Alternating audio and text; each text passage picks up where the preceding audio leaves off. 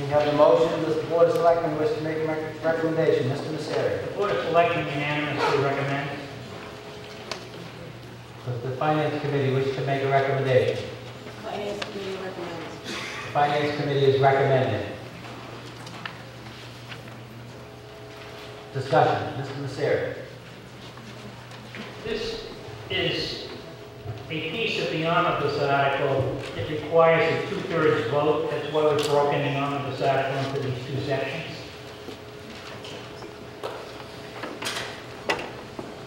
Discussion.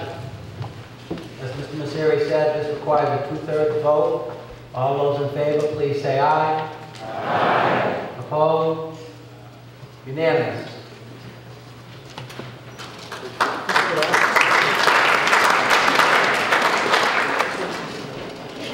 Article 20. Would you get a second?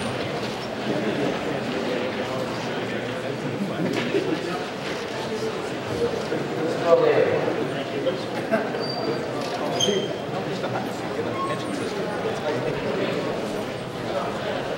Mr. Moderator,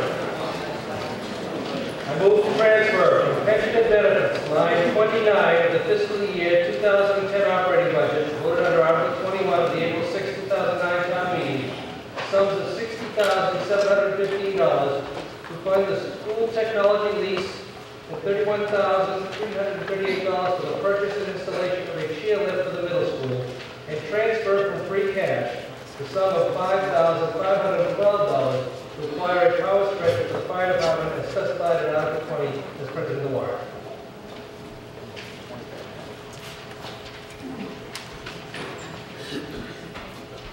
We have the motion. Does the Board of Selectmen wish to make a recommendation? Mr. O'Leary. Board of Selectmen unanimously recommends. Does the Finance Committee wish to make a recommendation? Finance Committee recommends. Does the School Department wish to make a recommendation? Mr. Webster. School Committee unanimously recommends. Discussion. Mr. O'Leary. Thank you, Mr. Moderator. Just again to recap, the first part of this motion again is to fund the third year of prepayments for the school technology acquisition, the amount of $60,715. The second is to install a wheelchair lift. This proposal is to purchase and install a platform lift to allow handicapped students to reach the second floor of the middle school. That amount is $31,338. Again, we're also asking for additional $5,570, I believe, for the purchase of a new stretcher for the fire department. This is to supplement an appropriation that we already made last year for $20,000. Since that appropriation was made, the fire department has had the opportunity to test drive a few more of these other products out there. They've come across a product which is a far better stretcher unit than what was originally proposed, which would enhance their ability to transfer people without increase to our firefighters, and as well as like what we had to recommend.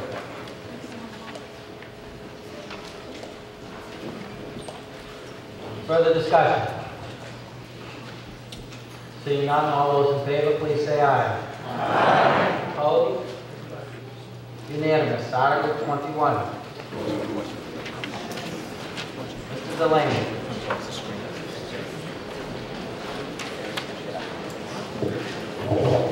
Mr. Moderator, Article 21.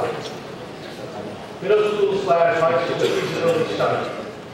I move that the town appropriate the sum of $1 million for a feasibility study to investigate potential options and solutions, including cost estimates and schematic designs, drawings, for the deficiencies identified in the statement of interest submitted to the Massachusetts School Building Authority, MSBA,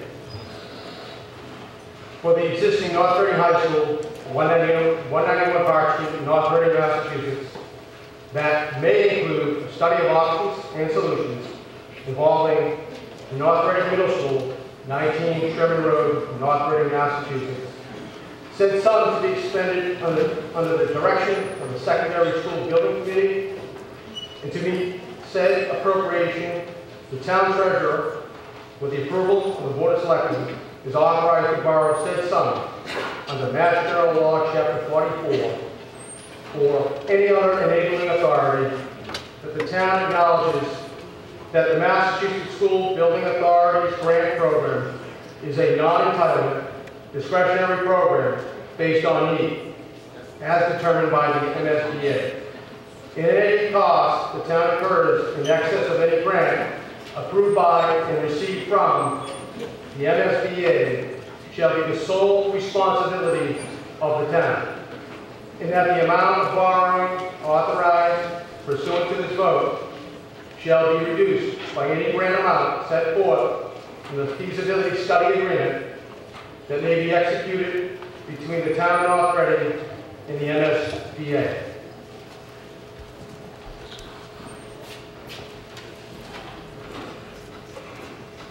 We have the motion. Does the Board of Selectmen wish to make a recommendation? Mr. Delaney. Board of Selectmen unanimously recommends this item. Does the Finance Committee wish to make a recommendation?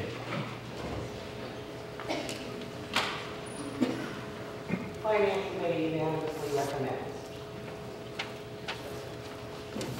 And for the School Committee, Mr. Knesset.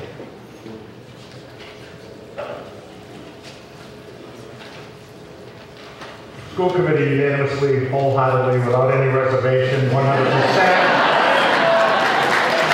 Recommend approval of this article.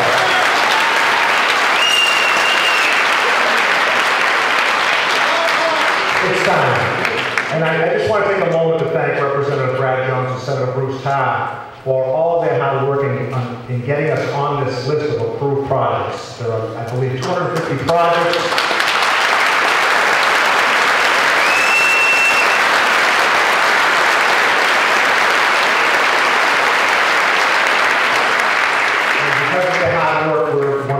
Projects that's been approved to go forward. I also want to thank the Secondary School Building Committee. They've done some unbelievable work on this already. Some of the members of this committee have been doing this for 5 years now. They've been planning it, they've been meeting. They've been meeting with architects and engineers and working towards this day. And it's time for them to get into the game. So you're going to hear a presentation tonight from the Secondary School Building Committee. I think you're going to enjoy it. And I'm going to ask you afterwards to please, please, please support this project. Thank you.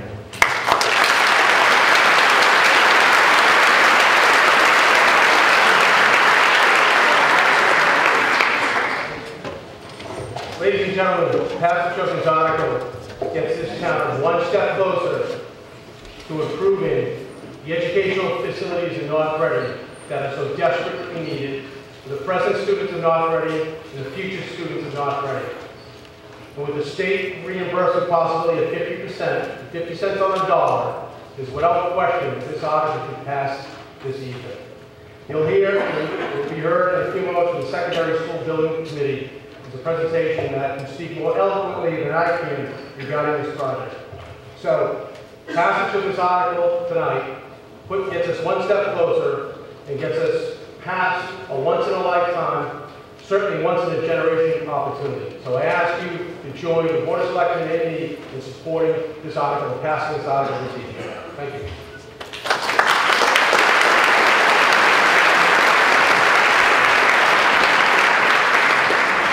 The Secondary School Building Committee would like to make a presentation. The presentation is 20 minutes or less, and Greg Doble will be making the presentation. In order to make the presentation, we need a vote of the body to take a 20-minute leave of the meeting. All those in favor, please say aye. Aye. Opposed? Unanimous. Mr. Doble, you have 20 minutes.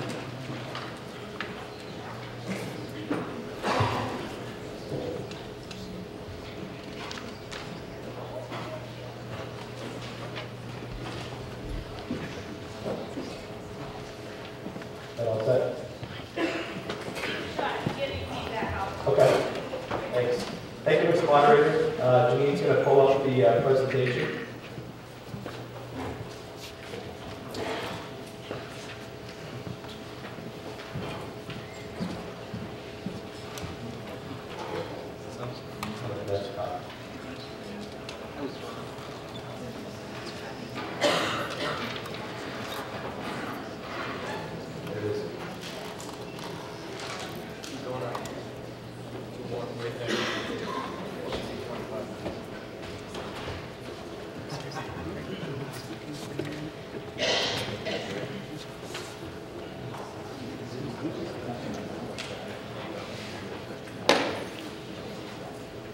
All right, thanks.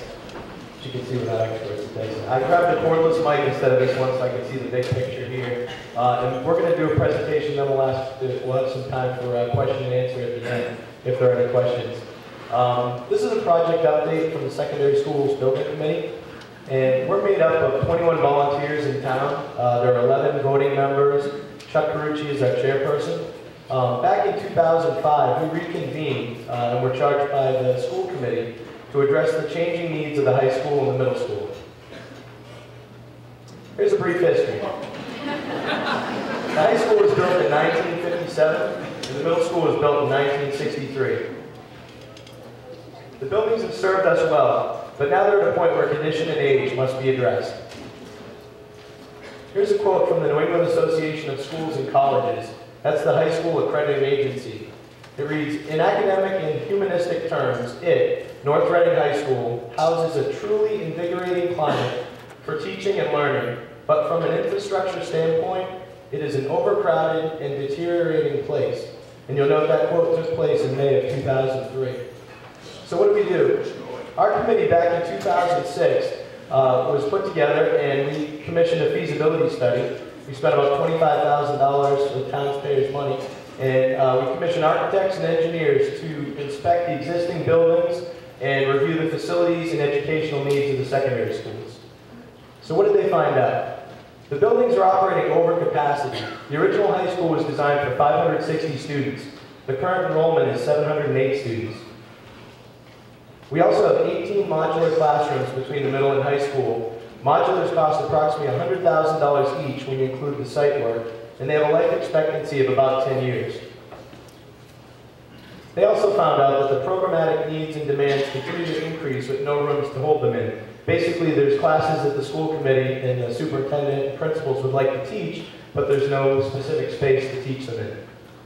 The high school currently has 2 working science labs, and we should have a minimum of 6 based on the student population. There are no foreign language labs. The visual art and health education are taught in an old auto shop garage and folding tables. The high school reached the maximum in electrical capacity. The athletic and wellness facilities and spaces are lacking substantially. And just so you know, 444 out of our 708 students participate in school sports. They also found out that some of the spaces themselves are outdated and tired.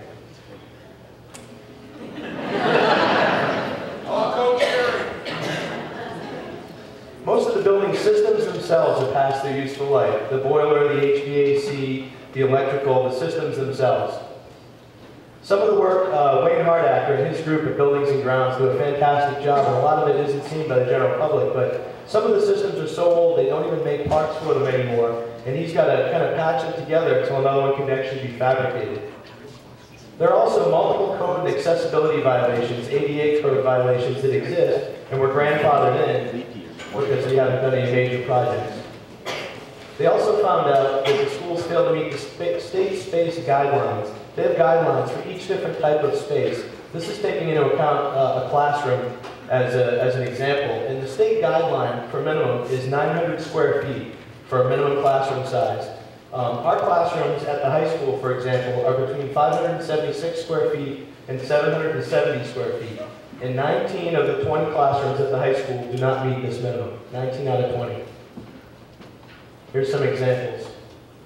I was actually in this room, and up at the front there, I don't know how the teacher does it. They barely can walk by the front row without hitting the front row of students.